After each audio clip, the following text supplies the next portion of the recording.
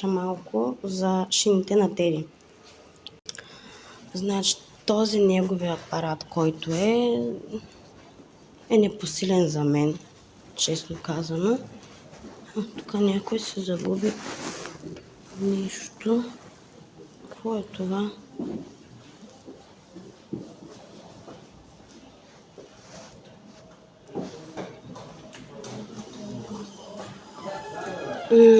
Да.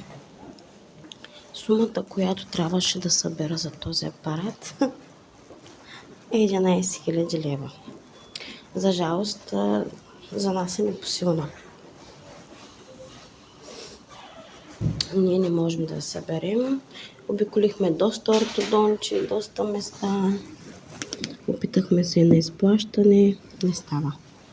Затова се сетихме тук за стоматолозите. За студентите звъннах, питах дали те ги правят тия апаратчета и се оказа, че ги правят.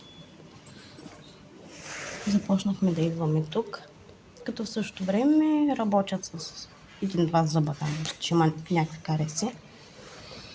И поставиха му пръстенчета, взеха му отливки, сега има ластици, пак вземаха отпечатъци, пак отливки. Днес отново е на отпечатъци и на 15 декември вече ще има сложени шини. Но може би на 15 ще ви кажа дали ще вземат парички или не и ако вземат съответно колко ще бъдат те. Тук също работят и с големи хора, възрастни, такива като мен. Така че ако имате нужда от зъболекар, това е мястото. Няма нужда да имате осигуровки, те не работят с здравна каса. Имат такси от 3 лева, 5 лева, 16 лева, 10 лева.